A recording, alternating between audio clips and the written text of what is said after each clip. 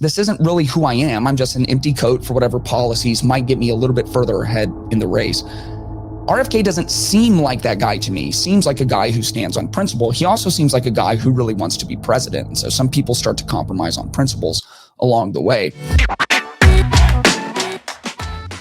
RFK Jr. is certainly the dark horse in the presidential race right now. However, he is polling higher than any third party candidate, I think, since Ross Perot. And if you remember, Ross Perot significantly changed the outcome of that election. So RFK is going to have a say in who becomes our next president. It is unlikely at this point that he himself is our next president.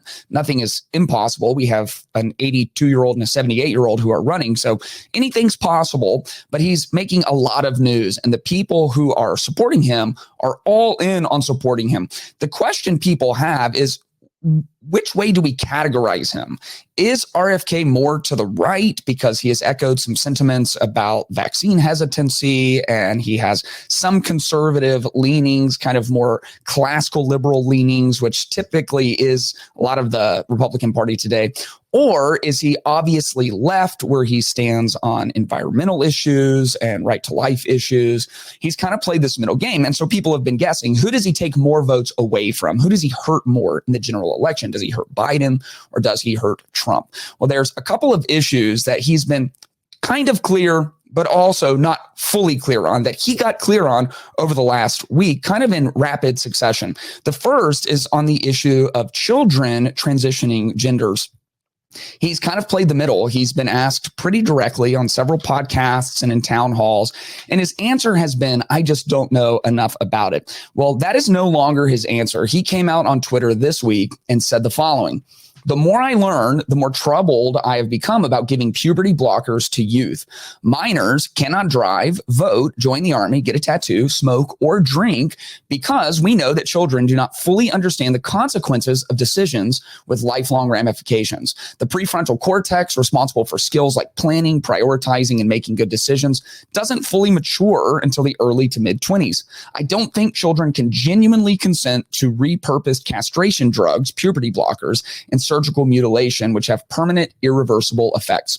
People with gender dysphoria or who want to change their gender deserve compassion and respect, but these terribly consequential procedures should be deferred until adulthood. We must protect our children. Now, where does this put RFK within the general population? It may not be evident on Twitter, which is basically just highlights of echo chambers, but when it comes to the general U.S. population, this puts RFK right in line with most people.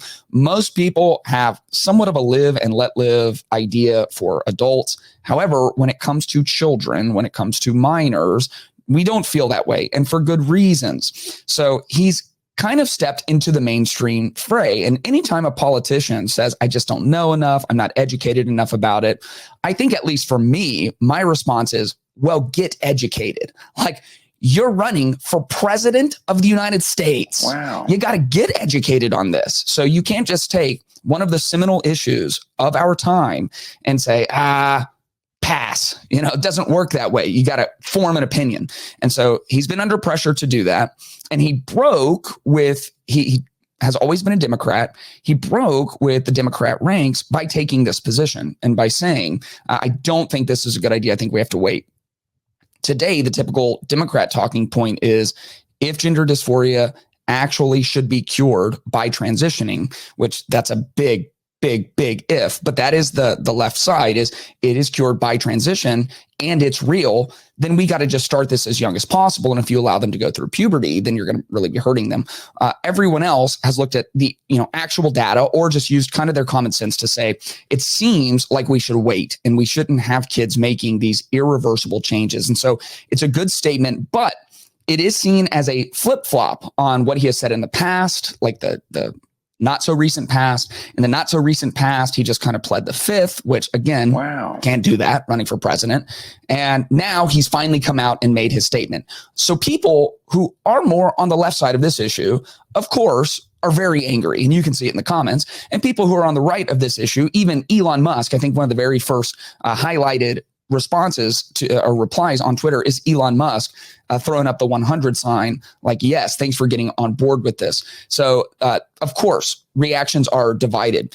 Within the same week, he came out and made his opinions clear on what he thinks about abortion. And while his swing might be seen as to the right when it comes to issues of gender and identity, his swing on abortion is so far to the left that he has now outflanked basically everyone in the race. Let's take a look at his interview with Sage Steele. Should there be a limit?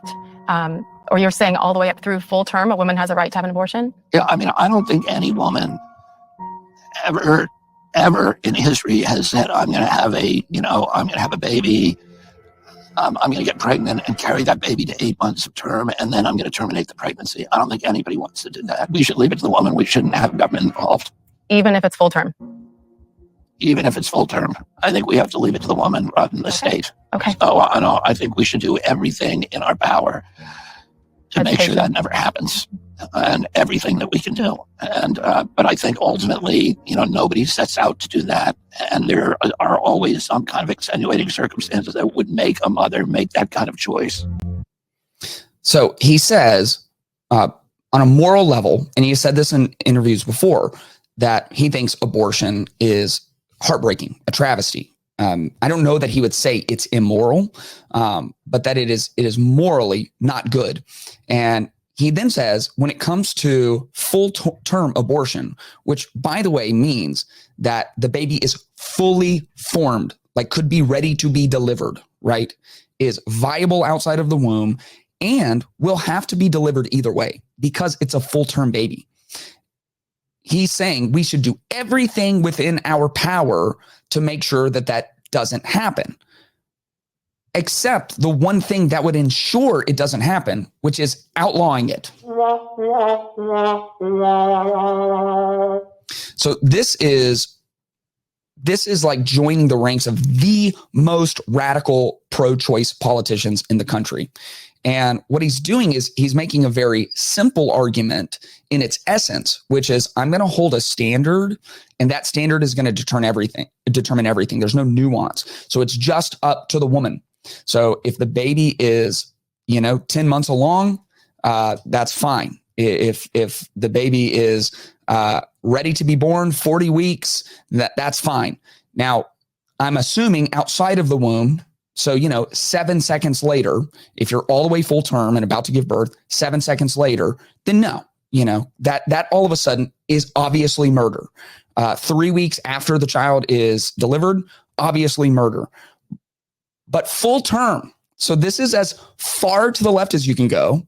And then his first position is going to be seen as going like as far to the right as you can go, because now you're not going to allow minors who the left's talking point is are in desperate need of some kind of transition pre-puberty, or else it's this grave evil. And they'll even say you're going to cause kids to take their own lives if you don't do this. And so he's gone to polar ends all in the same week on different subjects.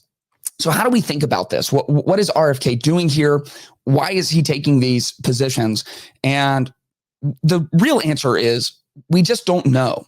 We can't know exactly his thought process. He seems like a very logical guy, but there does seem to be some illogical thinking, especially when it comes to the abortion issue and going so far radical that for sure, a lot of people who are on the right and are like all of us, just not happy with either of the candidates, and we're considering RFK, are not going to be able to get on board with him for that reason.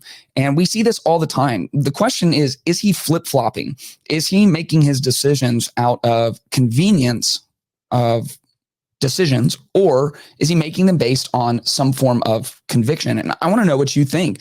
Is he just have these convictions and he's really thought through, or is he a typical politician and is he flip-flopping? We see this all the time. Proverbs 25:19 says, like a broken tooth or a lame foot is reliance on the unfaithful in a time of trouble. Reliance on the unfaithful. Reliance on those who change positions. Reliance on those who just go wherever the wind is blowing. And it does seem from the outside a little bit like he was pressured in to his decision on puberty blockers and irreversible sex changes. because that is where the consensus is at. And he was getting hammered online for his lack of decisiveness on this. And so it feels, just based on the track record of other politicians, that he kind of went where the majority is. Now, disagree with that if you don't think that's what happened. It's just kind of my read on it.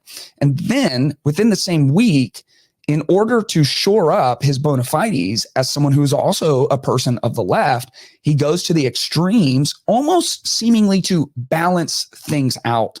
And what I know I desire in politicians, and maybe this is just such optimistic thinking that it's foolish. I get that. But I desire people who, like Jesus said, their yes is a yes and their no is a no.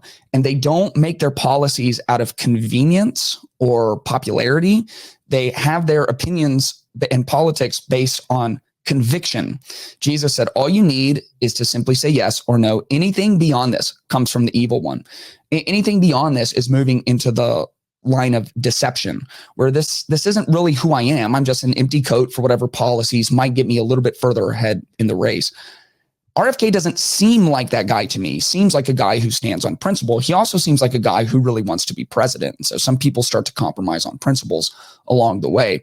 But what do you think about this? What do you think about him going way far right and way far left on these two different issues? Is this a matter of conviction? Is this where he actually stands? Or is this a matter of convenience and him trying to read the tea leaves and make the right decisions to position him well to really challenge Joe Biden and Donald Trump? If you enjoyed this video, make sure you are subscribed so you can stay up to date with all new content. And if you want early access, exclusive content, and monthly live Q&As, make sure to check out patreon.com/ClaytonTime.